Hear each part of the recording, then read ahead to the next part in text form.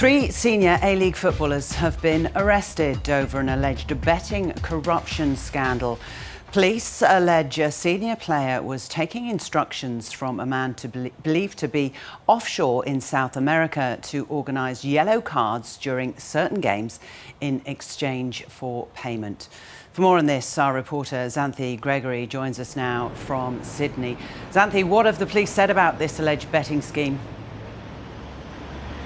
Yes, so we've just heard from police this morning. Now, they executed 5 search warrants across Sydney this morning and have arrested 3 men. One of those men is the captain of the Macarthur FC club, Ulysses de Villa, a 33-year-old man. Now, he's been arrested over allegations that he engaged in conduct that corrupted the outcome of two games played last year, one in November and one in December, and also over failed attempts to manipulate the outcomes of games this year in April and May. Now, he is being held at a Mascot police station in Sydney, expected to be charged this morning. All players are expected to be released on bail later this morning. Now, police allege that the captain was receiving instruction from a man believed to be from South America to manipulate the number of yellow cards that were handed out during games. Police allege that the captain offered 2 junior players $10,000 to engage in this conduct, and they have been charged. So another 27-year-old man has been is expected to be charged later this morning, and a 32-year-old man is also expected to be charged and released on bail later this morning. So essentially, police are warning anyone in engaging in potential corrupt conduct that could alter the outcome of an event, that they have their eyes on them and that they should essentially learn a lesson from this. We heard from police a little earlier. All sports fans understand that even one penalty can change the way a game flows and also the way the momentum of that game can be carried out. We will allege that the giving out of 4 yellow cards and the subsequent penalties that arose out of those yellow cards could in fact change the way that result of that game went.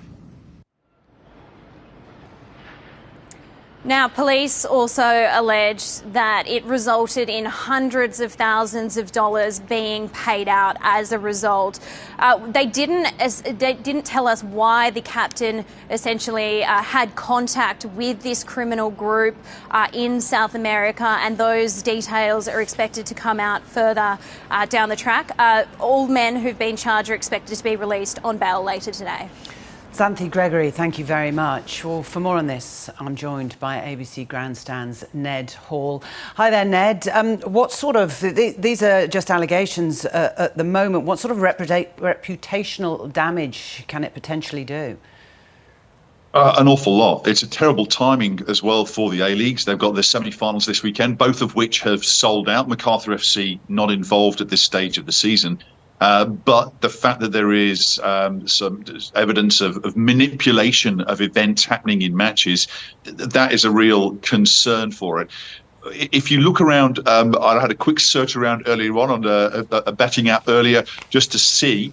If you look at the A-League semi-finals, there's over 75 markets that you can bet on within that. English Premier League matches, over 150 potential markets, and around 200 per NRL match and 160 in the AFL. So there are so many separate markets away from the actual result of actual matches that people can put bets on, and this is where sport, not just football, all sports have become more susceptible for betting irregularities in their contests. What sort of checks and balances are in place to try and stop any misdemeanours?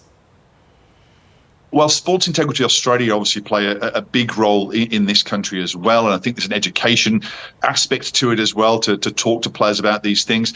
But I think, as we just saw in the press conference before from the police in New South Wales, the high-level police operations now are keeping a very close eye on betting markets. And a lot of betting markets, you can see when there is any irregularities, and there's a lot more money going in on certain areas that you wouldn't expect. For instance, it should be fairly noticeable if there's a larger amount of money being put on the number of bookings in a particular match. And these sort of irregularities and manipulation should be able to be picked up through the betting markets. But as we're hearing as well, that there's an overseas component to this.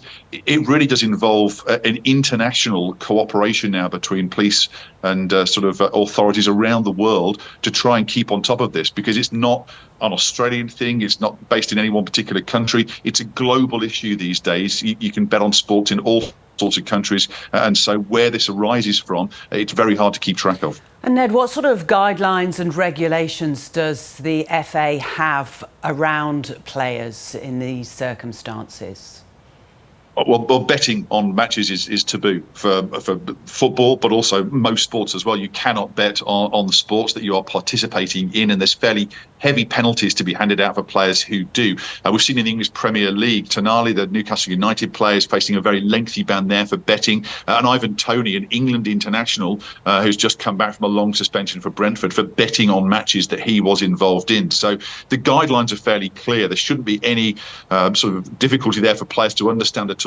You don't have bets involved in matches that you're involved with, but also having any connection with people who are involved in betting gear is also a no-no as well. And I think in the past there've been a number of players who've been caught up in this, who basically it ends their careers. I think that's a key thing to look at here as well. A lot of the time it can literally end your career if you are caught up in any of these betting scandals. In terms, as I say, these are just allegations, so we're not going to talk about this specific case.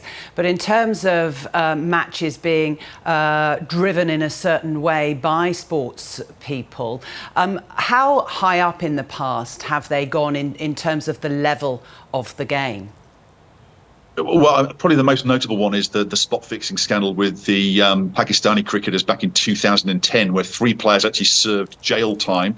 And that was related to the number of wides bowled in a match. So again, it's often not the outcome of matches themselves that are being manipulated. It's events within the matches that are far more easily manipulated than the overall result of the match. In that, Salman Butt, who was the captain of the Pakistan side at the time, he got a 10-year ban from the game, served 30 months in prison as well. Mohammed Asif and Mohammed Amir had 7- and 5-year bans respectively. So yeah, that's elite test cricket, and it's got to that level as well.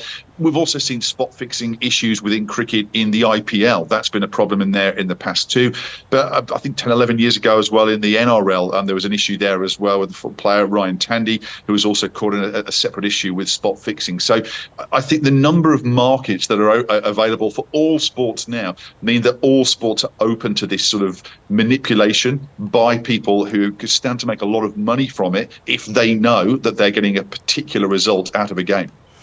Ned Hall from ABC Grandstand, thanks very much. Pleasure.